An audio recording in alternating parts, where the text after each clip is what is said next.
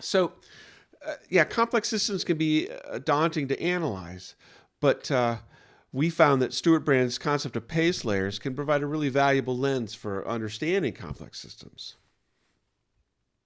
Yeah, I really like Pacelers. For anybody who doesn't know what this is, the idea behind this is um, any system or ecosystem or structure is going to have different layers that operate at different speeds and influence. So you might have these really slow, profound, and fundamental things like nature and culture that change very slowly but carry a great deal of weight. And as you move higher up in the pace layers, things happen a lot more quickly, and so you have a chance to get feedback and innovation.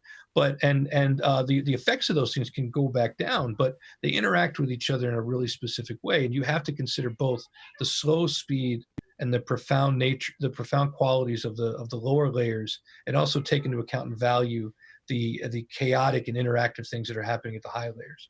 Most organizations that are building taxonomies are themselves complex adaptive systems. And so they have their core strategy that's not changing very fast, and then they have operational models that evolve, but they're not moving as quickly as their customers are. Part of the challenge is always to try to be more adaptable. But the reality is, you have an operational world, and it has complexity, and quite often the role of a taxonomy is to help people in that faster moving world that perhaps are using colloquial language and making up their own language or words about things. How do they understand the world that they're trying to interface with through these digital systems or through taxonomies? And so the taxonomy needs to help conceptualize or structure not the fast moving world, but the slow moving world, because we pay attention to the fast, but it's the slow that has all the power. And so the taxonomy is from an inside out. It's expressing that slower moving world on behalf of the people that are trying to understand it from different perspectives. Yeah.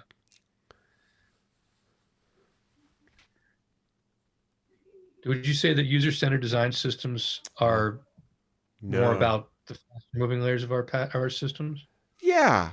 Yeah. I mean, and that's one of the things why I think object models can be really powerful, because user-centered design, personas, journey maps, and the like are great for helping us understand the faster moving pace of the world.